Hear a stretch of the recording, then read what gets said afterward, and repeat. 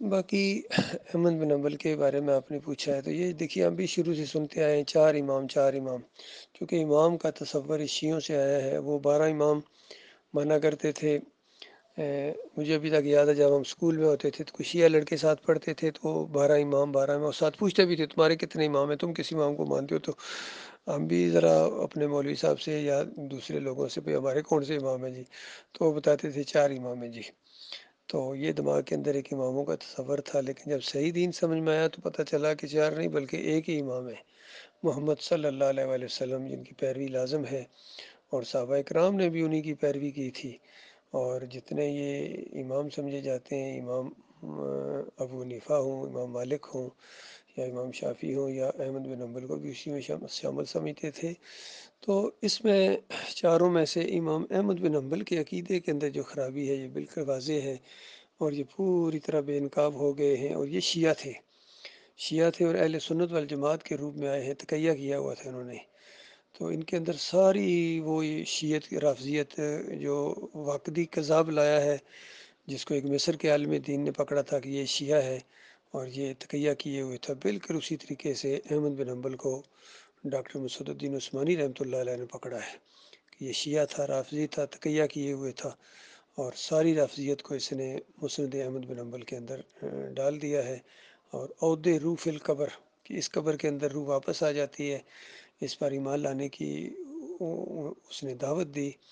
اور اپنے شاگرد مسدد بن مسرد کو جو ایک خط کا جواب دیا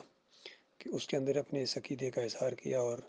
اہل علم کے نزدیک ہی ان کا خط مشہور و معروف ہے، اور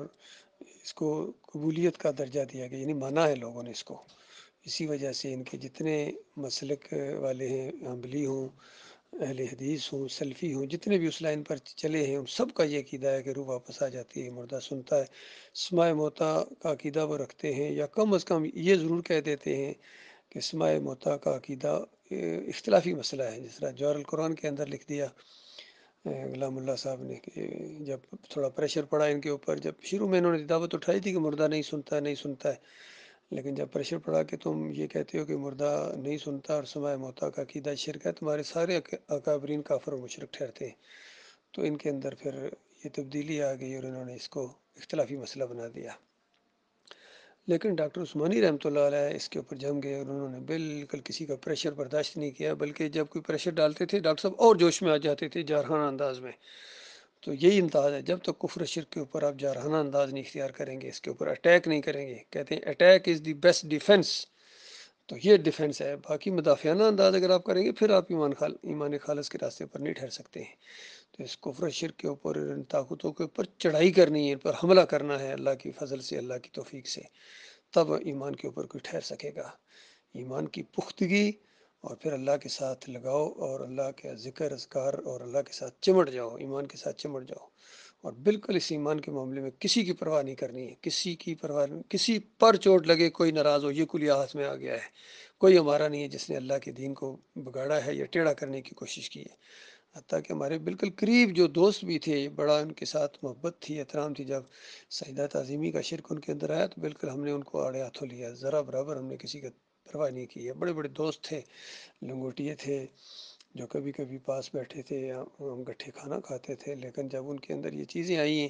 کہ بے حق فلاں بے حرمت فلاں بھی شرک نہیں ہے جی، یہ بادشاہ کے سامنے سر جھکانا شرک کہاں سے آ گیا، جمہوریت کہاں سے شرک آ گئی، تو ہم نے بالکل ان کو بھی فارغ کر دیا، کوئی ہمارا تمہارے ساتھ تعلق نہیں ہے، بال برابر شرک سے کوئی تعلق نہیں، یقین کیجیے، کیونکہ شرک کی وجہ سے اعمال برباد ہو جاتے ہیں، اس لیے شرک کے ساتھ بدترین دشمنی ہونی چاہیے، باپ مارے کا ویر کیا، اس سے بھی زیادہ